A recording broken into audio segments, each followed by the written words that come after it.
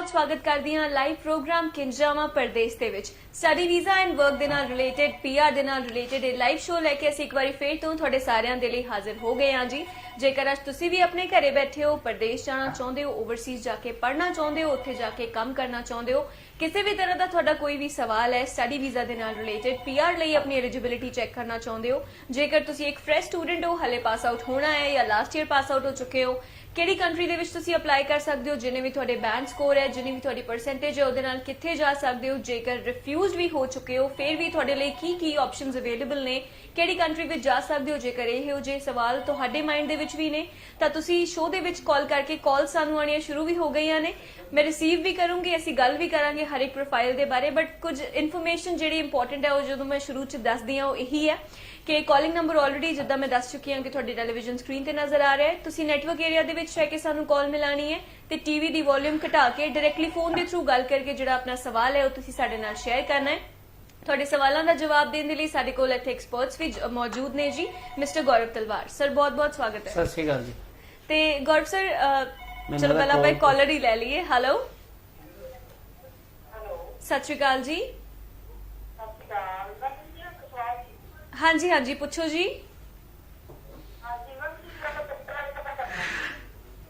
ਕੀ ਕਰਨਾ ਸੀ? ਕੀ ਪਤਾ ਕਰਨਾ ਸੀ ਮੈਡਮ?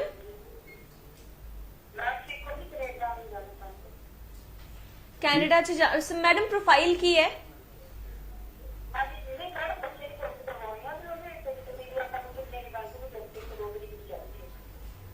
टिकट? अच्छा जी, टिकट जो है इस समय थोड़ा वाया जाना पड़ेगा और टिकट जो है वो कॉस्ट इस समय अराउंड 2.5 लाख तो लेके 3-3.5 लाख तक दी कर रही है, क्योंकि असी सीधा डायरेक्ट फ्लाइट्स नहीं है, वाया जा रहे हैं जिदे होटल बुकिंग्स एंड ऑल, ਤਾਂ ਇੰਨੇ ਕੁ ਪੈਸੇ ਇਸ ਸਮੇਂ ਟਿਕਟ ਬਹੁਤ ਐਕਸਪੈਂਸਿਵ ਆ ਰਹੀ ਹੈ ਔਰ ਜਿਵੇਂ ਜਿਵੇਂ ਤੁਹਾਡੇ ਸੈਸ਼ਨ ਨਜ਼ਦੀਕ ਆਈ ਜਾਣਗੇ ਔਰ ਤੁਸੀਂ ਡਿਲੇ ਕਰੀ ਜਾਓਗੇ ਉਵੇਂ ਟਿਕਟਸ ਮਹਿੰਗੀਆਂ ਹੁੰਦੀ ਜਾਣਗੀਆਂ ਜੀ। ਤੇ ਗੌਰ ਸਰ, ਸੁਣਨ ਚ ਆਇਆ ਸੀ ਕਿ ਆਫਟਰ 21 ਅਗਸਤ ਦਿੱਲੀ ਟੂ ਟੋਰਾਂਟੋ ਦੀ ਵੀ ਡਾਇਰੈਕਟ ਫਲਾਈਟ ਆਈ ਸ਼ੁਰੂ ਹੋ ਰਹੀ ਹੈ, ਬਟ 21 ਅਗਸਤ ਤੋਂ ਬਾਅਦ ਪਰ ਉਹਦਾ ਕੋਈ ਹਾਲੇ ਕੋਈ ਬੈਨੀਫਿਟ ਨਹੀਂ ਹੈ, ਓਕੇ, ਕਿਉਂਕਿ ਤੁਹਾਡੇ ਇਨਟੇਕਸ ਬਹੁਤ ਨੀਅਰ ਹੈ ਤੇ ਤੁਹਾਨੂੰ ਪਹੁੰਚਣਾ ਬਹੁਤ ਜ਼ਰੂਰੀ ਹੈ, ਤਾਂ ਇਸ ਲਈ ਤੁਹਾਨੂੰ ਇਹ ਦੇਖਣਾ ਪਏਗਾ ਕਿ ਹਾਲੇ ਇਹ ਬਹੁਤ ਟਾਈਟ ਹੈ ਸ਼ਡਿਊਲ, ਤਾਂ ਉਸ ਅਕੋਰਡਿੰਗ ਤੁਹਾਨੂੰ ਕਰਨਾ ਪਏਗਾ। ਜੀ ਬਿਲਕੁਲ। ਤੇ ਗੌਰ ਸਰ, ਬਹੁਤ ਸਾਰੇ ਬੱਚਿਆਂ ਦਾ ਇਹ ਵੀ ਸਵਾਲ ਹੈ ਵੀ ਇਨਟੇਕ ਤਾਂ ਨੇੜੇ ਆ, September intake, but biometrics the date ਮਤਲਬ ਬਾਅਦ ਚ ਮਿਲ ਰਹੀ ਹੈ। ਪਹਿਲਾਂ ਆਪਾਂ ਕਾਲਰ ਲੈ ਲੈਣੇ ਆ ਜੀ। ਹੈਲੋ,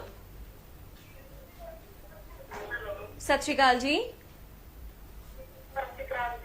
ਹਾਂਜੀ ਮੈਡਮ, ਕੀ ਪੁੱਛਣਾ ਚਾਹੁੰਦੇ ਹੋ ਜੀ?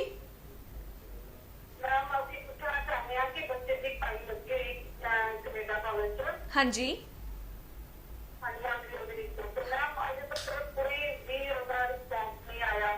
ਮੈਡਮ, ਕਦੋਂ ਦੀ ਫਾਈਲ ਲੱਗੀ ਹੈ?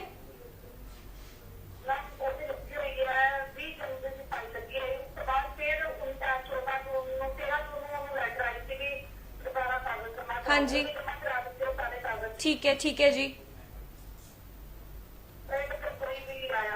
बिल्कुल बायोमेट्रिक्स हो गया जी, बायोमेट्रिक्स हो गए,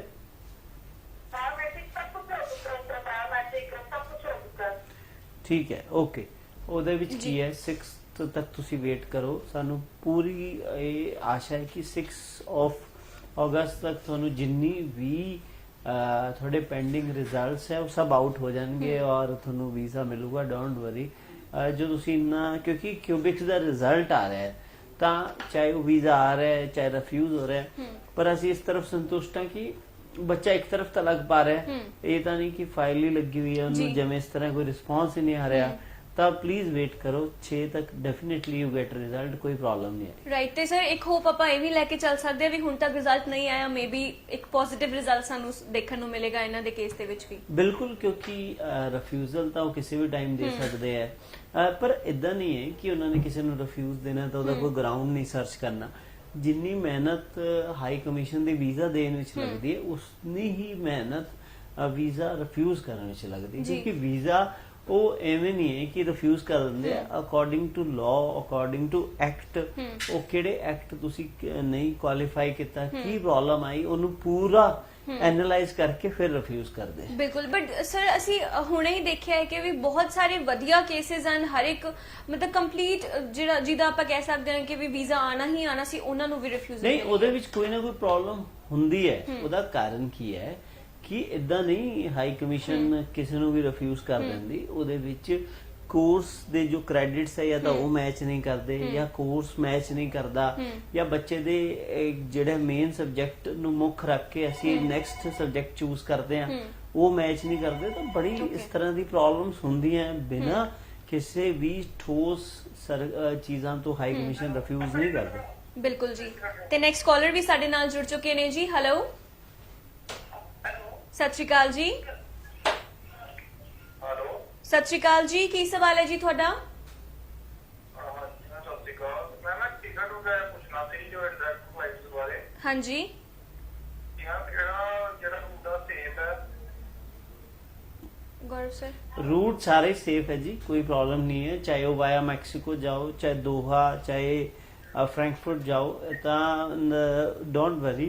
अगर थोड़ी टिकट बनेगी तो रूट सारे सेफ है। अगर एयरलाइंस ਤੁਹਾਨੂੰ ਇੱਥੋਂ बोर्डिंग देगी तो एंड तक पहुंचाएगी, ਉਹਦੀ ਕੋਈ ਟੈਨਸ਼ਨ ਨਹੀਂ ਹੈ। ਹਾਂ, क्वारंटाइन पीरियड ਅੱਗੇ ਪਿੱਛੇ ਹੋ ਸਕਦਾ, ਉਹਦੇ ਲਈ ਤੁਹਾਡੇ ਕੋਲ ਬੈਕਅਪ ਪੈਸੇ ਹੋਣੇ ਚਾਹੀਦੇ ਆ, ਕਿਉਂਕਿ ਇੱਥੋਂ 에어ਪੋਰਟ ਤੋਂ ਨਾ ਰੋਕ ਦੇਣ। ਇਹ ਚੀਜ਼ ਧਿਆਨ ਦੇਣ ਵਾਲੀ ਹੈ। ਤੇ ਗੌਰਵ ਸਰ ਹੁਣ ਵੀ ਕੁਆਰੰਟਾਈਨ ਪਲਾਨ ਸਬਮਿਟ ਕਰਨ ਦੀ ਲੋੜ ਹੈਗੀ ਹੈ? ਨਹੀਂ ਨਹੀਂ, ਅਗਰ ਤੁਸੀਂ ਫੁੱਲੀ ਵੈਕਸੀਨੇਟਡ ਹੋ ਫਿਰ ਕੁਆਰੰਟਾਈਨ ਪਲਾਨ ਦੀ ਜ਼ਰੂਰਤ ਨਹੀਂ ਹੈ ਜੀ। ਬਿਲਕੁਲ। ਤੇ ਅਗਲੇ ਦਰਸ਼ਕ ਵੀ ਸਾਡੇ ਨਾਲ ਜੁੜ ਚੁੱਕੇ ਨੇ ਜੀ। ਹੈਲੋ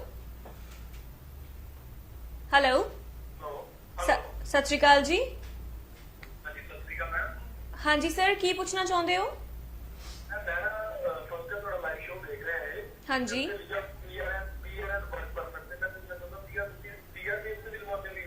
ਹਾਂਜੀ ਹਾਂਜੀ, ਤੁਹਾਡੀ ਕੀ ਪ੍ਰੋਫਾਈਲ ਹੈ ਸਰ, ਸ਼ੇਅਰ ਕਰਨਾ ਚਾਹੋਗੇ?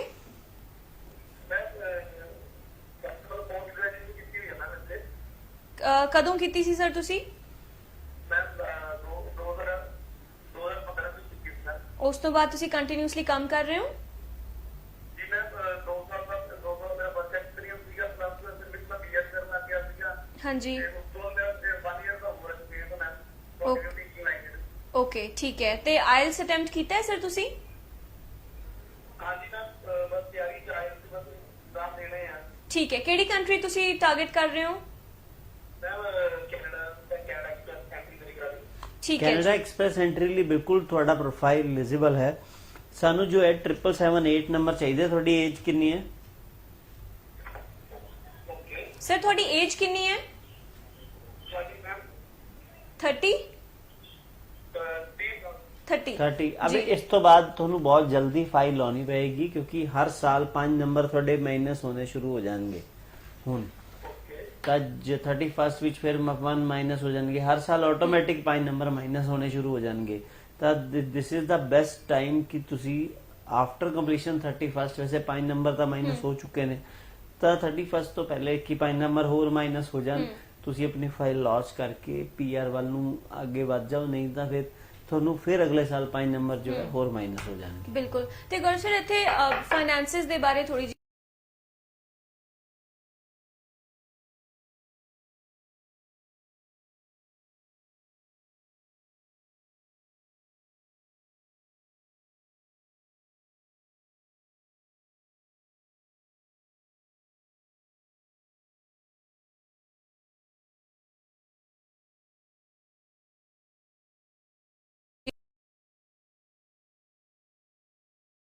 ਸਕਰੀਨ ਤੇ ਆਲਰੇਡੀ ਡਿਸਪਲੇ ਹੋ ਹੀ ਰਿਹਾ ਹੈ। ਸਾਡੇ ਨਾਲ ਇੱਥੇ ਸਟੱਡੀ ਵੀਜ਼ਾ ਐਕਸਪਰਟ ਵੀ ਮੌਜੂਦ ਨੇ, ਮਿਸਟਰ ਗੌਰਵ ਤਲਵਾਰ, ਜੋ ਕਿ ਲਾਈਵ ਤੁਹਾਨੂੰ ਗਾਈਡੈਂਸ ਦੇ ਰਹੇ ਨੇ। ਜਿਹੜੀ ਵੀ ਤੁਹਾਡੀ ਪ੍ਰੋਫਾਈਲ ਹੈ ਉਹਦੇ ਅਕੋਰਡਿੰਗ ਤੁਹਾਨੂੰ ਦੱਸ ਰਹੇ ਨੇ ਕਿ ਤੁਹਾਡੇ ਲਈ ਕੀ ਸਹੀ ਆਪਸ਼ਨ ਰਹੇਗਾ, ਕਿਵੇਂ ਤੁਸੀਂ ਅੱਗੇ ਪ੍ਰੋਸੀਡ ਕਰ ਸਕਦੇ ਹੋ।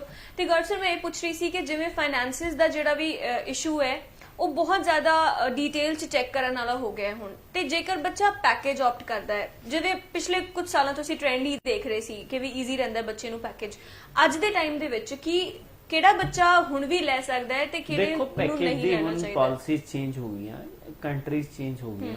ਹੁਣ ਤੁਸੀਂ ਦੇਖੋਗੇ ਕਿ ਕੈਨੇਡਾ ਨੂੰ ਲੈ ਕੇ ਬਹੁਤ ਘੱਟ ਐਡਵਰਟਾਈਜ਼ਮੈਂਟ ਹੈ ਪੈਕੇਜ ਦੀ, ਕਿਉਂਕਿ ਕੈਨੇਡਾ ਵਿੱਚ ਪਹਿਲੇ ਕੀ ਸੀ, ਤੁਹਾਨੂੰ ਅਸੀਂ ਪੈਕੇਜ ਤੁਹਾਡੇ ਲਈ ਕਰਦੇ ਸੀ ਕਿ ਐਪਲੀਕੇਸ਼ਨ ਫੀਸ, ਤੁਸੀਂ ਕਾਲਜ ਫੀਸ, ਤੁਸੀਂ ਕੰਸਲਟੈਂਸੀ ਫੀਸ, ਇਹ ਸਭ ਆਫਟਰ ਵੀਜ਼ਾ ਪੇ ਕਰ ਸਕਦੇ ਸੀ। ਐਮਬੈਸੀ ਫੀਸ ਤੁਹਾਨੂੰ ਜੀਆਈਸੀ ਪਹਿਲੇ ਪੇ ਕਰਨਾ ਪੈਂਦਾ ਸੀ, ਪਰ ਹੁਣ ਤੁਹਾਨੂੰ ਕਾਲਜ ਫੀਸ ਵੀ ਪਹਿਲੇ ਪੇ ਕਰਨੀ ਪਏਗੀ, ਕਿਉਂਕਿ एक्चुअली प्रॉपर ट्रांजेक्शन जो है वो चेक करती है हाई कमीशन। तो इसलिए बहुत सारे जो केसेस स्टार्टिंग च रिफ्यूज होए या बैन होए, ਉਹਦੀ ਬਹੁਤ ਵੱਡਾ ਕਾਰਨ ਹੀ ਇਹ ਸੀ ਕਿ ਉਹਨਾਂ ਕੋਲ they don't have a particular proof ਨਹੀਂ ਸੀ ਕਿ ਮੈਂ ਰਿਫਿਊਜ਼ ਕਿਉਂ ਹੋਇਆ। ਸੈਕੰਡ ਚੀਜ਼, ਤਾਂ ਤੁਹਾਨੂੰ ਹੁਣ ਪ੍ਰੋਪਰ ਤਰੀਕੇ ਨਾਲ ਜੋ ਪੈਕੇਜ ਦਾ ਥੋੜਾ ਜਿਹਾ ਪੈਕੇਜ ਅਸੀਂ ਬਹੁਤ ਟਾਈਮ ਤੋਂ ਕਰਦੇ ਆ ਰਹੇ ਹਾਂ, ਮੈਂ ਵੀ ਕਰਦਾ, ਬਹੁਤ ਟਾਈਮ ਤੋਂ ਕਰਦਾ ਵੀ ਰਹਾਂਗਾ, ਬਟ ਪੈਕੇਜ ਵੀ ਇਹੀ ਕਰਨਾ ਹੈ ਕਿ ਪੈਕੇਜ ਕਰਨ ਨੂੰ ਨਹੀਂ ਕਰਨਾ, ਵੀਜ਼ਾ ਵੀ ਆਣਾ ਚਾਹੀਦਾ ਹੈ ਤਾਂ ਕਿ ਬੱਚਾ ਉੱਥੇ ਪਹੁੰਚ ਵੀ ਸਕੇ। ਜੀ ਬਿਲਕੁਲ। ਤੇ ਉੱਥੇ ਸਰ ਜੇਕਰ ਆਪਾਂ ਗੱਲ ਕਰੀਏ ਕਿ ਜਿਵੇਂ ਫੰਡਸ ਦੀ, ਜਿੱਦਾਂ ਐਸਡੀਐਸ ਦੇ ਵਿੱਚ ਤਾਂ ਚਲੋ ਬੱਚਾ ਇਕੱਠਾ ਸਾਲ ਦੀ ਫੀਸ ਮਤਲਬ ਦੇਗਾ ਹੀ ਦੇਗਾ ਤੇ ਜੀਆਈਸੀ ਦੇਗਾ, ਨਾਨ ਐਸਡੀਐਸ ਦੇ ਵਿੱਚ ਬਹੁਤ ਵਾਰੀ ਬੱਚੇ ਮਤਲਬ 6 ਮੰਥਸ ਦੀ ਫੀ ਪੇ ਕਰਦੇ ਨੇ, ਤੇ ਕੀ ਉਹਨਾਂ ਨੂੰ ਵੀ ਸਾਲ ਦੀ ਕਰਨੀ ਚਾਹੀਦੀ ਹੈ? ਉਹਦੇ ਨਾਲ ਵੱਧਦੇ ਨੇ ਵੀਜ਼ਾ ਦੇ ਚਾਂਸਸ? ਦੇਖੋ ਮੈਂ ਜਿੰਨੇ ਵੀ ਨਾਨ ਐਸਡੀਐਸ ਕੇਸਸ ਅਪਲਾਈ ਕਰਦਾ ਉਹਦੇ ਵਿੱਚ ਸਾਲ ਦੀ ਫੀਸ ਹੀ ਭਰਦਾ, ਤਾਂ ਕਿ ਸਾਲ ਦੀ ਫੀਸ ਲਿਵਿੰਗ ਐਕਸਪੈਂਸ, ਕਿਉਂਕਿ ਸਾਡੀ ਜਿੰਨੀ ਵੀ ਰਿਟਰਨਸ ਹੈ ਉਹ ਇੰਨੀ ਜ਼ਿਆਦਾ ਸਟਰੋਂਗ ਨਹੀਂ ਹੈ ਕਿ ਉਹ ਇਹ ਦਿਖਾ ਸਕਣ ਕਿ ਉਹ ਜੋ ਰੈਸਟ ਫੀਸ ਹੈ ਉਹ ਵਿਦਆਊਟ ਵਰਕਿੰਗ ਇਨ, ਉਹ ਬੱਚਾ ਉੱਥੇ ਅਗਰ ਕੰਮ ਨਹੀਂ ਕਰੂਗਾ ਤਾਂ ਇੱਥੇ ਹੀ ਭਰ ਦੇਣਗੇ। ਤਾਂ ਉਸ ਤੋਂ ਚੰਗਾ ਇਹ ਹੈ ਕਿ ਅਸੀਂ 1 ਸਾਲ ਦੀ ਡਿਪੋਜ਼ਿਟਸ ਪਹਿਲੇ ਲੈ ਕੇ ਚੱਲਦੇ ਹਾਂ ਤਾਂ ਕਿ ਬੱਚੇ ਨੂੰ ਇਹ ਪ੍ਰੋਬਲਮ ਨਾ ਆਏ। ਬੜੀ ਵਾਰੀ ਜੋ ਅਸੀਂ ਬੱਚੇ ਨੂੰ ਪੈਕੇਜ ਦਿੰਦੇ ਆ ਕਿ 6 ਮਹੀਨੇ ਦੀ ਫੀਸ ਬੱਚਾ ਤਾਰਦਾ, 6 ਮਹੀਨੇ ਦੀ ਫੀਸ ਅਸੀਂ ਬੱਚੇ ਨੂੰ ਸਪਾਂਸਰ ਕਰਦੇ ਹਾਂ, ਤਾਂ ਇਹ ਵੀ ਪੈਕੇਜ ਦਾ ਇੱਕ ਰੂਪ ਹੈ। ਤਾਂ ਉਹਦੇ ਲਈ ਕੀ ਹੈ ਕਿ ਸਾਲ ਦੀ ਫੀਸ ਇੱਕ ਵਾਰੀ ਦਿਖਾ ਲੈਂਦਾ ਬੱਚਾ, ਕਿਉਂਕਿ ਬਹੁਤ ਸਾਰੇ ਫੈਮਲੀਜ਼ ਕੋਲ 1 ਸਾਲ ਦੀ ਫੀਸ ਇਕੱਠੇ ਔਰ ਪਲੱਸ ਜੀਆਈਸੀ ਮਤਲਬ $20,000 $35,000 ਲਾਉਣ ਲਈ ਪੈਸੇ ਨਹੀਂ ਹੁੰਦੇ, ਤਾਂ ਪਰ ਉਹਦਾ ਕਾਰਨ ਉਹਨਾਂ ਨੂੰ ਵੇ ਆਊਟ ਤਾਂ ਦੇਣਾ ਹੀ ਹੁੰਦਾ ਹੈ, ਕਿਉਂਕਿ ਇਹ ਨਾ ਹੋਵੇ ਕਿ ਬੱਚਾ ਜਾ ਹੀ ਨਾ ਸਕੇ। ਤਾਂ ਉਸ ਕੇਸ ਵਿੱਚ ਅਸੀਂ ਬੱਚੇ ਨੂੰ ਇਹ ਵੀ ਇੱਕ ਪੈਕੇਜ ਦਾ ਰੂਪ ਹੈ ਜਿਹਦੇ ਵਿੱਚ ਉਹਨਾਂ ਨੂੰ ਬੈਨੀਫਿਟ ਦਿੰਦੇ ਆ। ਜੀ ਬਿਲਕੁਲ। ਤੇ ਗੌਰਵ ਸਰ ਇੱਕ ਗੱਲ ਇੱਥੇ ਉਹਨਾਂ ਬੱਚਿਆਂ ਬਾਰੇ ਵੀ ਜ਼ਰੂਰ ਕਰਨਾ ਚਾਹੂੰਗੀ ਜਿਨ੍ਹਾਂ ਨੇ ਹਾਲੇ ਆਇਲਸ ਨਹੀਂ ਕੀਤੀ ਬਟ ਉਹ ਜਨਵਰੀ ਇਨਟੇਕ ਲਈ ਆਪਣੀ ਸੀਟ ਰਿਜ਼ਰਵ ਕਰਕੇ ਰੱਖਣਾ ਚਾਹੁੰਦੇ ਨੇ, ਉਹ ਮਤਲਬ ਕਿਵੇਂ? ਦੇਖੋ ਉਹਨਾਂ ਨੂੰ ਆਇਲਸ ਸਾਨੂੰ ਜੋ ਹੈ ਉਹ ਬੁੱਕ ਕਰਕੇ ਦੇਣੀ ਪਏਗੀ। ਇਹ ਨਹੀਂ ਹੋ ਸਕਦਾ ਕਿ ਉਹ ਸਾਨੂੰ ਆਇਲਸ ਬੁੱਕ ਕਰਕੇ ਨਾ ਦੇਣ, ਕਿਉਂਕਿ ਆਇਲਸ ਬੁੱਕ ਕਰਕੇ ਦੇਣਗੇ ਤਾਂ ਹੀ ਅਸੀਂ ਕੰਡੀਸ਼ਨਲ ਔਰ ਨਾਨ ਕੰਡੀਸ਼ਨਲ ਆਫਰ ਲਈ ਉਹਨਾਂ ਨਾਲ ਗੱਲ ਕਰ ਸਕਦੇ ਹਾਂ। ਬਾਕੀ ਹੁਣ ਤਾਂ ਤੁਹਾਨੂੰ ਬਹੁਤ ਜਲਦੀ ਆਇਲਸ ਕਰਨੀ ਪਈ ਕਿਉਂਕਿ January intake is about to close. ਇਸ ਤੋਂ ਬਾਅਦ ਮਈ ਜੋ ਹੈ ਬੜਾ ਛੋਟਾ ਇਨਟੇਕ ਹੈ, ਬਹੁਤ ਸਾਰੇ ਮੇਜਰ ਇਨਟੇਕਸ ਨਹੀਂ ਹੈ। ਦੂਜੀ ਚੀਜ਼ ਬਿਲਕੁਲ ਲੇਟੈਸਟ ਅਪਡੇਟ ਸਕੈਚਵਿਨ ਵਿੱਚ ਪਹਿਲੀ ਵਾਰ ਜੋ ਵਿੰਟਰ ਇਨਟੇਕ ਇੰਟਰੋਡਿਊਸ ਹੋਇਆ ਹੈ, ਨਹੀਂ ਤਾਂ ਸਕੈਚਵਿਨ ਵਿੱਚ ਕਦੇ ਵੀ ਜਨਵਰੀ ਇਨਟੇਕ ਨਹੀਂ ਆਂਦਾ ਸੀ, ਤਾਂ ਉਹਦੇ ਵਿੱਚ ਵੀ ਲਾਸਟ ਆਪਸ਼ਨ ਹੈ ਸੀਟਸ ਦਾ। ਤਾਂ ਸਕੈਚਵਿਨ ਅਗਰ ਤੁਹਾਡੀ ਪ੍ਰੈਫਰੈਂਸ ਹੈ ਤਾਂ ਤੁਸੀਂ ਅਪਲਾਈ ਕਰ ਸਕਦੇ ਹੋ। ਬਿਲਕੁਲ ਜੀ। ਤੇ ਅਗਲੇ ਦਰਸ਼ਕ ਵੀ ਸਾਡੇ ਨਾਲ ਜੁੜ ਚੁੱਕੇ ਨੇ। ਹੈਲੋ ਹੈਲੋ ਸਾਡੇ ਦਰਸ਼ਕਾਂ ਨੂੰ ਮੇਰੀ ਗੁਜ਼ਾਰਿਸ਼ ਰਹਿੰਦੀ ਹੈ ਜੀ ਕਿ ਜਦੋਂ ਵੀ ਤੁਸੀਂ ਕਾਲ ਕਰਦੇ ਹੋ ਪਲੀਜ਼ ਇਨਸ਼ੋਰ ਕਰਿਆ ਕਰੋ ਕਿ ਤੁਸੀਂ ਨੈਟਵਰਕ ਏਰੀਆ ਦੇ ਵਿੱਚ ਰਹਿ ਕੇ ਸਾਨੂੰ ਕਾਲ ਮਿਲਾ ਰਹੇ ਹੋ, ਅਦਰਵਾਈਜ਼ ਤੁਸੀਂ ਕਾਲ ਮਿਲਾਓਗੇ ਤੁਹਾਡੀ ਗੱਲ ਨਹੀਂ ਹੋ ਪਾਏਗੀ, ਉਹਦਾ ਕੋਈ ਫਾਇਦਾ ਨਹੀਂ ਹੈ। ਪਲੀਜ਼ ਇੰਨੀ ਜੀ ਚੀਜ਼ ਹੈ ਕਿ ਤੁਸੀਂ ਨੈਟਵਰਕ ਏਰੀਆ ਵਿੱਚ ਰਹਿ ਕੇ ਕਾਲ ਮਿਲਾਣੀ ਹੈ ਤੇ ਟੀਵੀ ਦੀ ਵੋਲਿਊਮ ਘਟਾ ਕੇ ਗੱਲ ਕਰਨੀ ਹੈ, ਡਾਇਰੈਕਟਲੀ ਫੋਨ ਦੇ ਥਰੂ ਗੱਲ ਕਰਕੇ ਸਭ ਤੋਂ ਪਹਿਲਾਂ ਆਪਣਾ ਨਾਮ ਦੱਸਣਾ ਹੈ, ਸਾਨੂੰ ਕੁਆਲੀਫਿਕੇਸ਼ਨ ਦੱਸਣੀ ਹੈ, ਉਸ ਤੋਂ ਬਾਅਦ ਆਪਣਾ ਸਵਾਲ ਸਾਡੇ ਨਾਲ ਸ਼ੇਅਰ ਕਰਨਾ ਹੈ।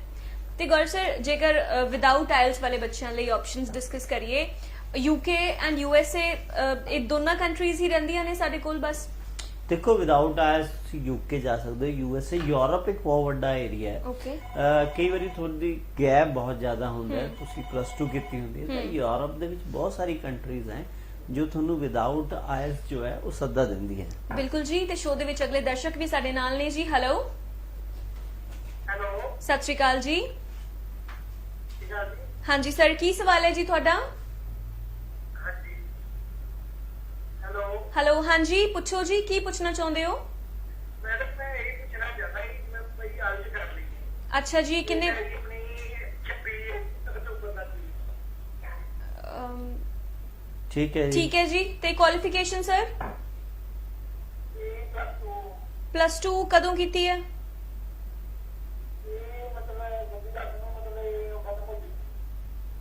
ਸਮਝ ਨਹੀਂ ਸਰ ਕੀ ਕਹਿਣਾ +2 ਚਾਹ ਰਹੇ ਕਦੋਂ ਹੋ ਕੀਤੀ ਹੈ ਤੁਸੀਂ?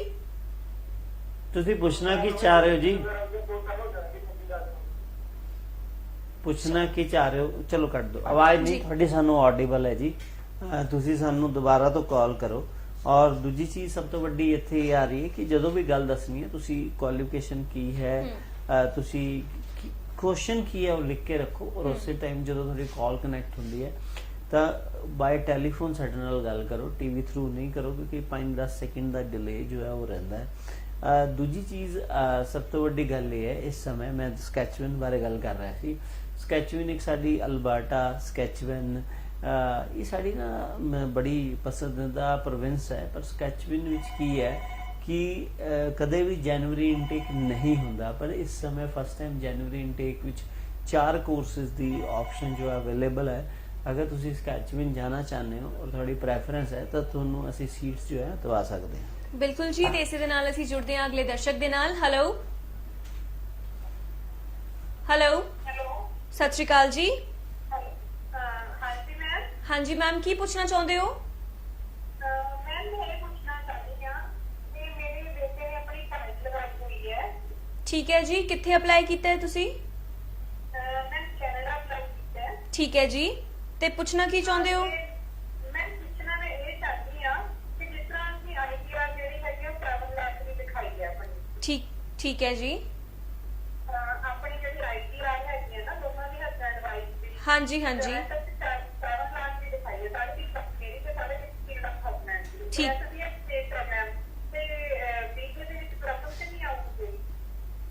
ਐਸਡੀਐਸ ਦੇ ਵਿੱਚ ਕੋਈ ਪ੍ਰੋਬਲਮ ਨਹੀਂ ਆਏਗੀ ਵੀਜ਼ੇ ਵਿੱਚ। 7 ਲੱਖ ਇਜ਼ ਇਨਫ। ਅਗਰ ਤੁਸੀਂ ਸਾਲ ਦੀ ਫੀਸ ਐਸਡੀਐਸ ਵਿੱਚ ਭਰੀ ਹੋਈ ਹੈ ਤਾਂ ਡੈਫੀਨੇਟਲੀ ਵੀਜ਼ਾ ਆ ਜਾਊਗਾ। ਫੀਸ ਤਾਂ ਅਸੀਂ ਭਰੀ ਹੈ ਤੇ ਨਾਲ ਅਸੀਂ ਜੀਆਈਸੀ ਵੀ ਜਮ੍ਹਾਂ ਕਰਵਾਇਆ, ਬਟ ਹੁਣ ਪ੍ਰੋਬਲਮ ਸਾਨੂੰ ਇਹ ਆਈ ਹੈ ਸਰ ਕਿ ਨਾ ਪ੍ਰੋਬਲਮ ਨੇ ਜਿਹੜਾ ਕੋਰਸ ਸਸਪੈਂਡ ਕਰਤਾ ਅੱਛਾ, ਤੇ ਸਾਨੂੰ ਹੁਣ ਉਹ ਦੁਬਾਰਾ ਕੋਰਸ ਲੈ ਕੇ ਦੁਬਾਰਾ ਜਿਹੜੀ ਫਾਈਲ ਹੈਗੀ ਉਹ ਐਡਿਟ ਕਰਨੀ ਚਾਹੀਦੀ ਹੈ ਸਰ, ਜਾਂ ਫਿਰ ਉਹਨੂੰ ਐਜ਼ ਇਟ ਇਜ਼ ਦੇਣਾ ਚਾਹੀਦਾ, ਅਪਡੇਟ ਕਰਨਾ ਚਾਹੀਦਾ, ਬਾਅਦ ਚੇਂਜ ਕਰਨਾ ਚਾਹੀਦਾ।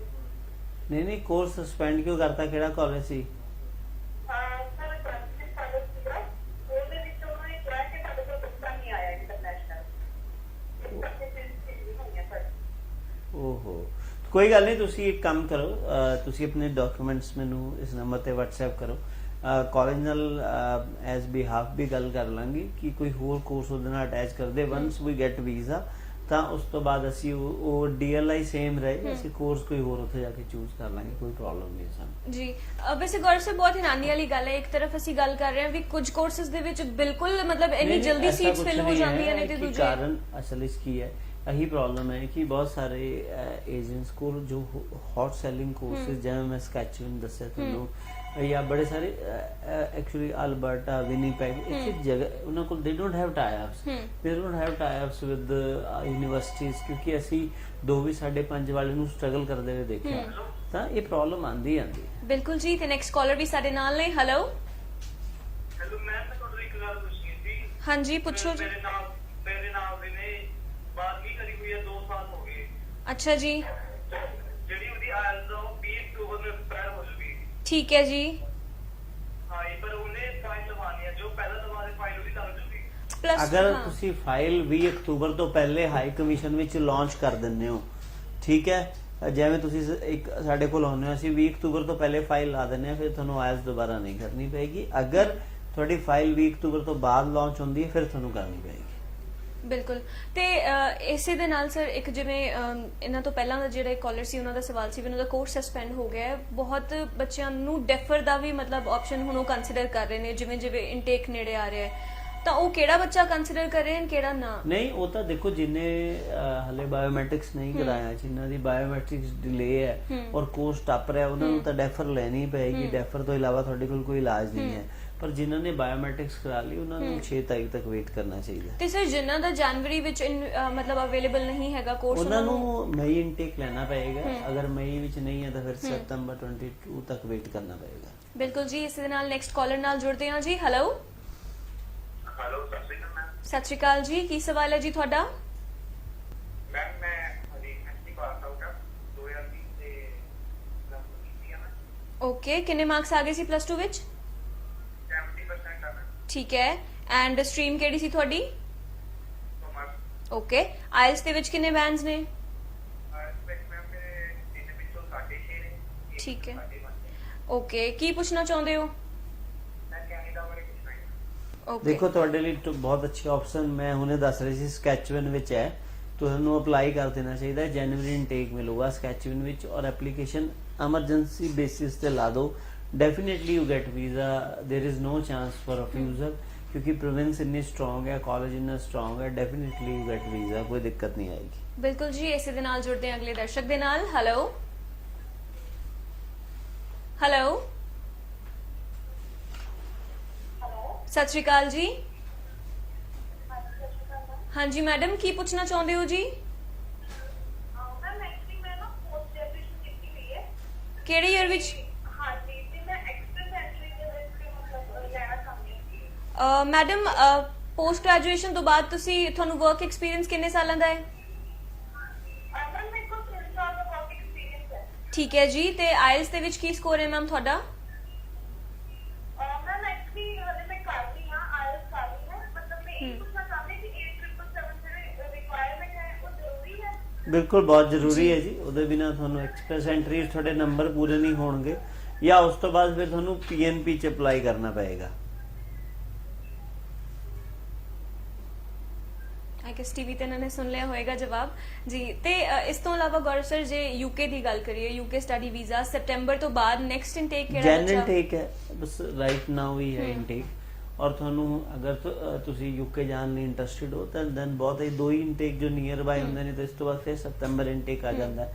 ਤਾਂ ਤੁਹਾਨੂੰ ਅਪਲਾਈ ਕਰ ਦੇਣਾ ਚਾਹੀਦਾ, ਕਿਉਂਕਿ ਯੂਕੇ ਜਾਣ ਦਾ ਸਭ ਤੋਂ ਬੈਸਟ ਟਾਈਮ ਇਹ ਹੈ। ਔਰ ਯੂਕੇ ਮੈਂ ਦੇਖਿਆ ਕਿ ਲਾਕਡਾਊਨ ਦੀ ਸਿਚੁਏਸ਼ਨ ਵਿੱਚ, ਉਸ ਤੋਂ ਬਾਅਦ ਸਾਰੀ ਸਿਚੁਏਸ਼ਨ ਵਿੱਚ ਯੂਕੇ ਨੇ ਵੀਜ਼ਾ ਦਿੱਤਾ, ਟਰੈਵਲ ਕੀਤੇ ਬੱਚੇ, ਉੱਥੇ ਸੈਟਲ ਨੇ, ਔਰ ਜੌਬ ਨੂੰ ਲੈ ਕੇ ਔਰ ਸੈਟਲਮੈਂਟ ਨੂੰ ਲੈ ਕੇ ਕੋਈ ਪ੍ਰੋਬਲਮ ਨਹੀਂ ਆ ਰਹੀ। ਤਾਂ ਯੂਕੇ ਤੁਸੀਂ ਸਪਾਊਸ ਨਾਲ ਅਗਰ ਤੁਸੀਂ ਇਕੱਠੇ ਜਾਣਾ ਚਾਹੁੰਦੇ ਹੋ, ਔਰ ਤੁਹਾਡਾ ਮੈਂ ਬਾਰ-ਬਾਰ ਕਹਿਣਾ ਮੈਰਿਜ ਦਾ ਬੇਸ ਅਗਰ ਫੋਰਨ ਸਟੱਡੀਜ਼ ਹੈ, ਤਾਂ ਫਿਰ ਯੂਕੇ ਤੁਹਾਡੇ ਲਈ ਬਹੁਤ ਅੱਛੀ ਡੈਸਟੀਨੇਸ਼ਨ ਹੈ। ਤੁਹਾਨੂੰ ਯੂਕੇ ਨੂੰ ਹਮੇਸ਼ਾ ਡਿਜ਼ਰਵ ਕਰਨਾ ਚਾਹੀਦਾ। ਬਿਲਕੁਲ। ਤੇ ਗੌਰਵ ਸਰ, ਇੱਥੇ ਜੇਕਰ ਸਪਾਊਸ ਕੇਸਿਸ ਦੀ ਗੱਲ ਕਰੀਏ, ਕੁਆਲੀਫਿਕੇਸ਼ਨ ਕਿੰਨੀ ਮੈਟਰ ਕਰਦੀ ਹੈ ਜਿਹੜੇ ਮੇਨ ਐਪਲੀਕੈਂਟ ਹੈ? ਕਿ ਜਿਵੇਂ ਜੇਕਰ +2 ਤੋਂ ਬਾਅਦ ਨਹੀਂ, ਜਾਏ, ਉਹਦੇ ਵਿੱਚ ਕੋਈ ਸਪਾਊਸ ਦੀ ਕੁਆਲੀਫਿਕੇਸ਼ਨ ਦੀ ਕੋਈ ਬਹੁਤ ਜ਼ਰੂਰਤ ਨਹੀਂ ਹੈ।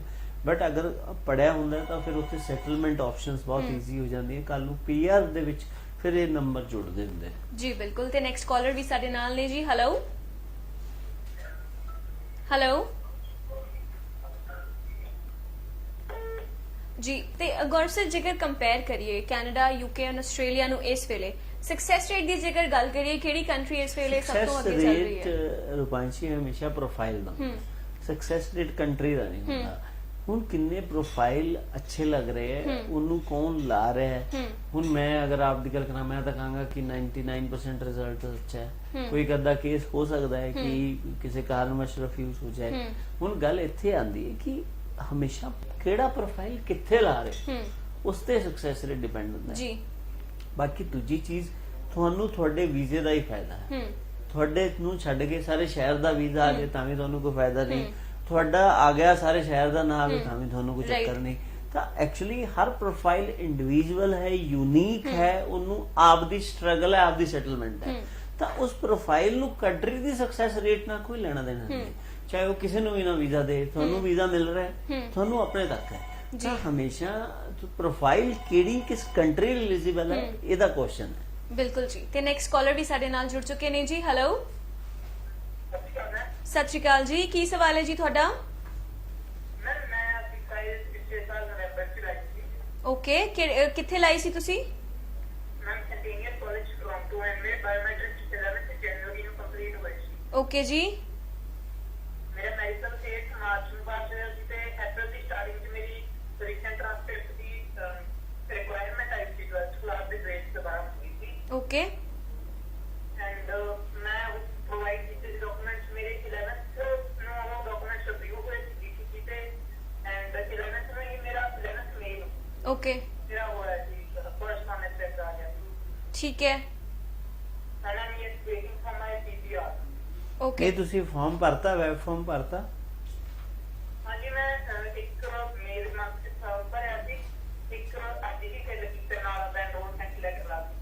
ओके देन कोई गल नहीं, टू जस्ट वेट, क्योंकि उन पीपीआर रिक्वेस्ट बहुत तेज हो गई हैं और आ जानी है। Don't worry, definitely you get. जनवरी तो मैं मेल रेफर करवाया कि मेरी ऑनलाइन क्लासेस चलनी है। आ जाएंगे बहुत बजारे। ਤੁਸੀਂ ਉਹਨਾਂ ਦੀ ਵੀ ਗੱਲ ਦੇਖੋ, जो क्यूबिक वाले 6 महीने 8 महीने साल तो वेट कर रहे, तो थोड़ी वेट कुछ नहीं है, कोई गल नहीं। लाइन में लगे रहोगे तो सक्सेस होंगे, ये मेरा ਤੁਹਾਨੂੰ ਸ਼ੋਰਿਟੀ ਹੈ। ਚਾਹੇ ਕਿਸੇ ਤੋਂ ਵੀ ਤੁਸੀਂ ਅਪਲਾਈ ਕੀਤਾ, ਕੋਈ ਪ੍ਰੋਬਲਮ ਨਹੀਂ ਹੈ। ਬਿਲਕੁਲ। ਤੇ ਗੌਰਵ ਸਰ, ਕੋਈ ਮੈਸੇਜ ਦੇਣਾ ਚਾਹੋਗੇ ਵਿਊਅਰਸ ਨੂੰ? ਬਿਲकुल, मैं कहना चाहना कि नंबर ਦਿੱਤਾ ਹੈ, ਕਾਲਸ ਕਰੋ, ਔਰ 100% ਜਦੋਂ ਤੁਸੀਂ ਕਾਲਸ ਕਰੋਗੇ ਤਾਂ ਸਾਨੂੰ ਉਹਦਾ ਬੈਨੀਫਿਟ ਹੋਏਗਾ ਹੀ ਹੋਏਗਾ। ਜੀ ਬਿਲਕੁਲ, thank you so much Gaurav sir ਸਾਨੂੰ ਸ਼ੋਅ ਦੇ ਵਿੱਚ ਜੁਆਇਨ ਕਰਨ ਦੇ ਲਈ। ਇਸੇ ਦੇ ਨਾਲ ਜੀ ਜਾਣ ਤੋਂ ਪਹਿਲਾਂ ਮੈਂ ਸਾਡੇ ਦਰਸ਼ਕਾਂ ਨੂੰ ਇੱਕ ਗੱਲ ਜ਼ਰੂਰ ਕਹਿਣਾ ਚਾਹੂੰਗੀ ਕਿ ਜੇਕਰ ਤੁਸੀਂ ਇਹ ਸ਼ੋਅ ਦੇ ਵਿੱਚ ਸਾਡੇ ਨਾਲ ਅਖੀਰ ਦੇ ਵਿੱਚ ਜੁੜੇ ਹੋ, ਇੰਪੋਰਟੈਂਟ ਇਨਫੋਰਮੇਸ਼ਨ ਤੁਸੀਂ ਜੇਕਰ ਮਿਸ ਕੀਤੀ ਹੈ ਜਾਂ ਤੁਹਾਨੂੰ ਇਦਾਂ ਲੱਗਦਾ ਹੈ ਤਾਂ ਤੁਸੀਂ ਇਹ ਸ਼ੋਅ ਦਾ ਰਿਪੀਟ ਟੈਲੀਕਾਸਟ ਵੀ ਦੇਖ ਸਕਦੇ ਹੋ ਅਗਲੇ ਦਿਨ ਦੁਪਹਿਰੇ 1:30 ਵਜੇ ਇਸੇ ਫਾਸਟ ਦੇ ਇਸੇ ਨੰਬਰ ਚੈਨਲ ਤੇ। ਇਸ ਤੋਂ ਇਲਾਵਾ ਜੇਕਰ ਸਟੱਡੀ ਵੀਜ਼ਾ ਅਪਡੇਟਸ ਦੇ ਨਾਲ ਆਪਣੇ ਆਪ ਨੂੰ ਹਮੇਸ਼ਾ ਜੁੜੇ ਰੱਖਣਾ ਚਾਹੁੰਦੇ ਹੋ ਤਾਂ ਸਾਡੇ ਫੇਸਬੁੱਕ ਪੇਜ ਕਿੰਜਾਵਾ ਪਰਦੇਸ ਨੂੰ ਵੀ ਜ਼ਰੂਰ ਲਾਈਕ ਐਂਡ ਫੋਲੋ ਕਰ ਲਿਓ।